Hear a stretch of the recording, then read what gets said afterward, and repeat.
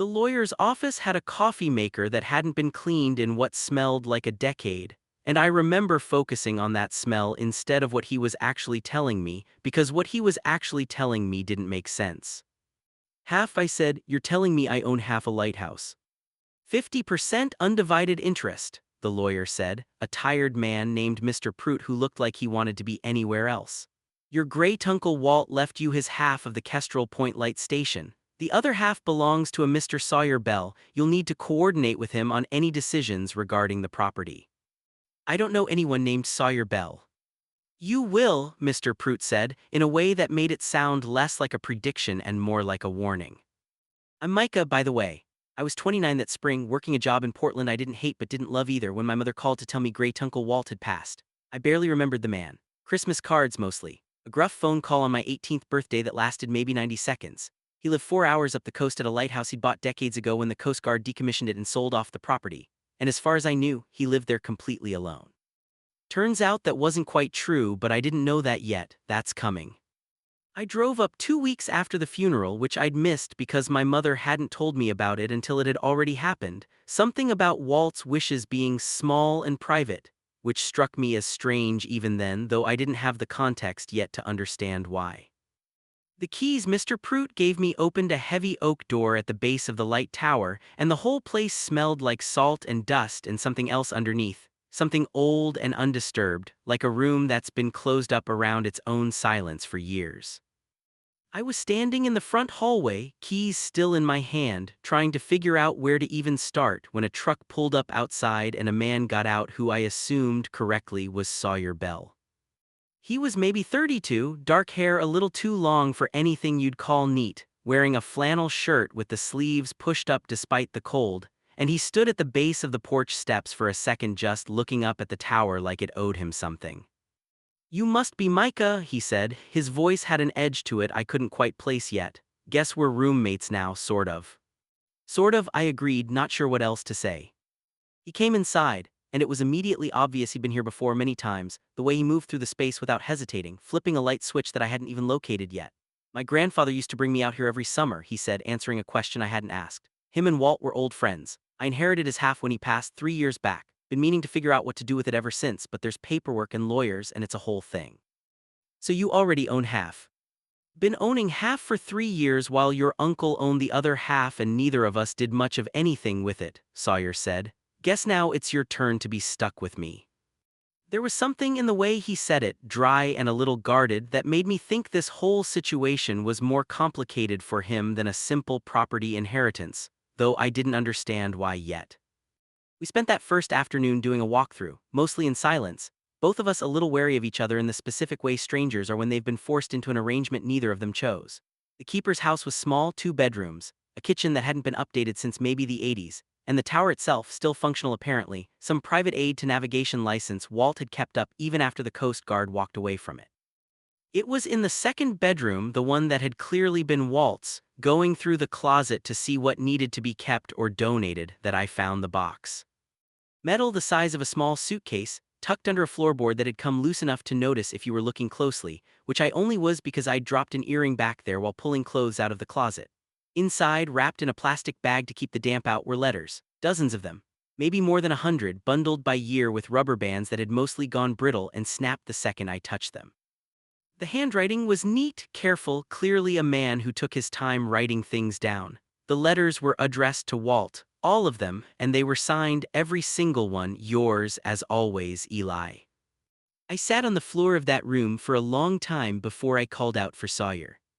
He came in, saw me sitting there surrounded by loose papers, and his face went through this quick sequence, curiosity, then something more careful, more guarded once he got close enough to see what I was holding. Those are Eli's, he said quietly. You know who Eli is. Sawyer sat down across from me on the floor, picked up one of the letters, careful with it in a way that told me he already understood exactly what he was holding. Eli Bell, he said, my grandfather. I stared at him. It took my brain a solid 10 seconds to catch up to what he was actually telling me. Your grandfather, I said slowly, was writing love letters to my great-uncle. Looks that way, Sawyer said, and his voice had gone rough. I didn't know, I swear to you I didn't know any of this. My grandfather was married to my grandmother for 41 years. I went to both their funerals. Nobody ever said a word about this. We read through them together that night, sitting cross-legged on the floor of that dusty bedroom with a space heater running because the house had gone cold with the sun down. And the story that unfolded across those letters took the whole night to piece together and honestly took weeks after that to fully understand. Walt and Eli had met in the Merchant Marine back in the 60s, both of them young, both of them married within a few years of each other to women they cared about, in the specific complicated way people did back then when there wasn't really another option on the table that felt survivable. They stayed close friends after their service ended, visiting each other's families, the kind of friendship nobody questioned because it didn't look like anything except friendship from the outside. Then sometime in the mid-70s, something shifted. The letters got careful in a new way, coded almost, full of references that only made sense once you understood what wasn't being said directly. There was a letter dated 1976 where Eli wrote about a week they'd apparently spent together at this very lighthouse when Walt was first considering buying it, and it wasn't hard to read between those particular lines. I think about the tower more than I should. Eli had written, I think about the light going around and around all night while we sat up there not saying anything because there wasn't anything that needed saying. I have not felt that quiet in my own head in years, Walt. I don't know what to do with that. There were 17 years of these. Not constant, not a letter every week. Sometimes months would pass with nothing, and then 3 letters would arrive close together like something had broken loose in Eli that needed to spill out all at once. They wrote about their wives with what struck me as real affection, no resentment in it, which somehow made the whole thing sadder rather than easier to sit with. They wrote about wanting things they clearly believed they couldn't have, not fully, not openly, and about the lighthouse becoming this place outside of everything else, a handful of stolen weeks a year where nobody was watching and nothing had to be explained. The last letter was dated 17 years after the first, 1993, and it was different from the others. Shorter. Eli wrote that his wife had been diagnosed with early-stage dementia and that he didn't feel right anymore about anything that took him away from her, that whatever this had been between them, it needed to end gently with no hard feelings, because she needed him fully present for whatever time she had left with her mind intact. I am not sorry for any of it, Eli had written. I want you to know that clearly in case you ever doubt it. I am only sorry for the years we didn't get to have, the ones the world decided weren't ours to take. Take care of the light, Walt. I think some part of me will always be standing up there with you, even after this. Sawyer read that last one out loud, his voice cracking about halfway through, and when he finished he just sat there with the letter in his hands, staring at nothing. He never remarried, Sawyer said after a long silence. My grandmother passed away 8 years ago. My grandfather never dated again after that, never even seemed interested, and I always just figured he was one of those old guys who mate for life, doesn't want anybody else once he's had the one. I told people that at his funeral. I stood up and told a whole church full of people that he never looked at anybody else because my grandmother was irreplaceable, and I meant it as this beautiful thing, and now I'm sitting here wondering how much of that was actually true and how much of it was just. He stopped, pressed the heel of his hand against his eyes. I don't even know what I'm feeling right now. You don't have to know yet, I said. I don't either. We sat there a long time, not talking, just letting the size of it settle over both of us. 2 men who'd walked into this lighthouse as virtual strangers now sitting in the middle of a love story that had shaped both their families without either of us knowing it existed. I want to be honest about something. What happened between Sawyer and me over the following weeks didn't happen because of those letters, not directly, not in some neat symbolic way where history repeats itself on cue. But I also can't pretend the letters didn't crack something open between us that probably would have taken a lot longer to get to on its own. We kept coming back to that lighthouse, both of us, more than the estate paperwork actually required. Officially, we were sorting through Walt's belongings, deciding what to do with the property, going through the motions of 2 co-owners handling logistics. Unofficially, we were staying up late every visit, reading more letters, piecing together a decades-long secret, and somewhere in the middle of all that we started talking about ourselves too. I've never told my parents I'm gay, Sawyer admitted one night, maybe our 4th or 5th trip back, both of us sitting on the porch steps with mugs of coffee that had long since gone cold. Not because I think they'd disown me or anything dramatic like that. I think they'd actually be fine. I just never found the right moment, and the longer you wait the bigger the moment feels like it needs to be, until it's this whole production in your head that never quite happens. I told mine at 22, I said. Wasn't a production at all. My mom cried a little, but it was happy crying, and my dad just said okay and went back to grilling burgers like I'd told him I was changing majors. I used to feel almost cheated by how easy it was, like I didn't get some rite of passage everybody else seemed to have. Must be nice, Sawyer said, not bitter, just wistful. It is, I don't take it for granted, but it also means I don't totally understand what you're carrying around, not really, not from the inside. I looked over at him. You don't have to tell me anything else if you don't want to. I want to, he said, and there was something almost surprising in his own voice, like the wanting had snuck up on him. I haven't wanted to talk to anybody about this stuff in a long time, and then I met you over a dead man's estate paperwork and now I can't shut up. Feels backwards. Feels kind of perfect, honestly, I said, and I meant it, and something shifted in his face when I said it, something careful and hopeful he was clearly trying not to let show too much. The letters kept unspooling their story alongside ours, and there was this strange, quiet parallel building between the two timelines that neither of us commented on directly but both of us clearly felt. Eli's early letters were full of a kind of careful excitement, testing the water, unsure if what he was feeling was allowed to be named.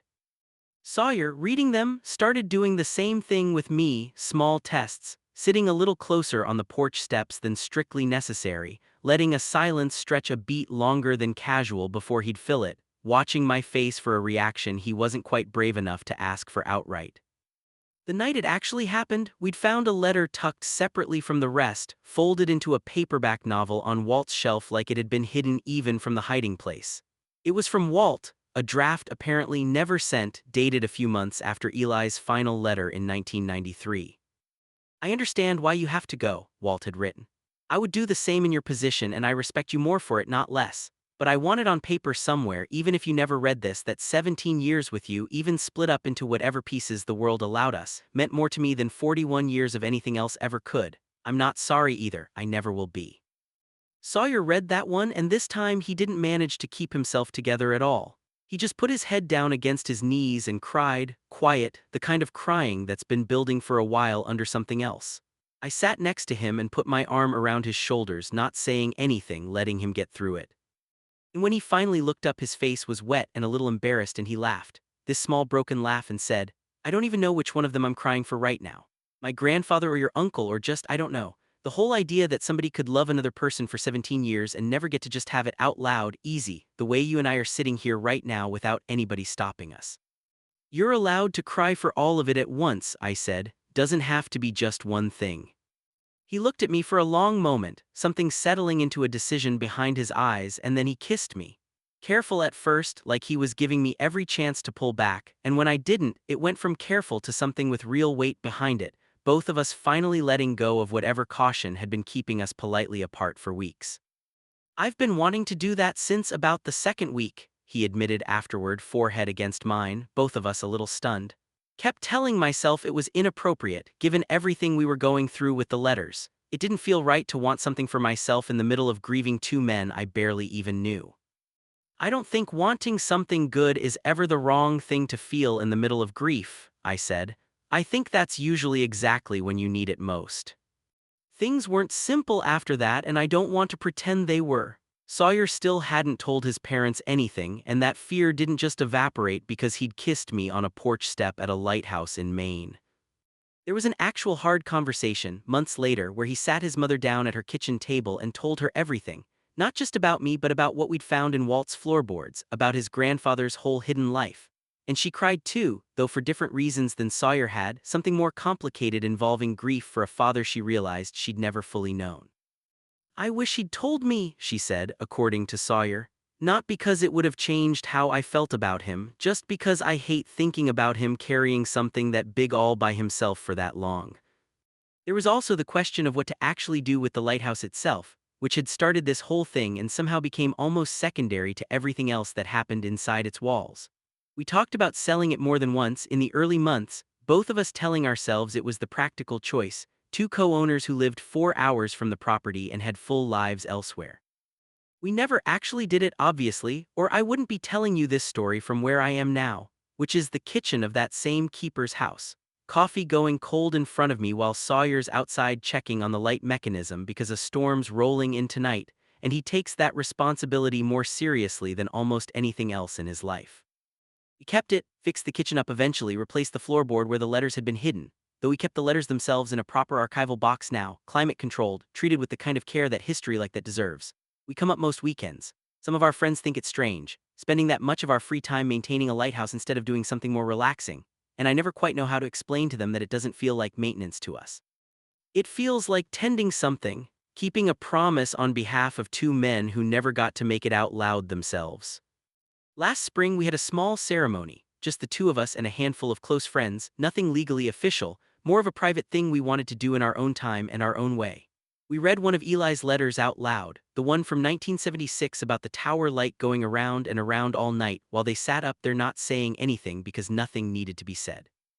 Sawyer's voice held steady through most of it and broke only at the very end, and I held his hand the whole way through, and when we finished there wasn't a dry eye among the six of us standing out there in the wind. I think about Walt and Eli almost every day now, which surprises me, given that I barely knew my great-uncle while he was alive, barely more than Christmas cards and one 90-second phone call on my 18th birthday. But I feel like I know him now in a way I never did before, know the parts of him that mattered most, the parts he kept folded up under a floorboard for 17 years because the world he lived in didn't leave him anywhere safe to put them. Sawyer came in from checking the light a few minutes ago, cold air still clinging to his jacket, and sat down across from me at the same kitchen table where we first sorted through all those letters. He didn't say anything, just reached over and took my hand, the same easy gesture that's become so ordinary between us now that I barely notice it anymore, except tonight with the storm building outside and the light sweeping its slow circle across the water, I noticed it plenty. I think about the fact that this lighthouse tried to bring two men together once before, quietly, for 17 careful years, and never quite managed to let them have it fully, openly, in the daylight. I think about how strange and unfair it is that it took both of them dying before that door finally opened for somebody else standing in the same spot.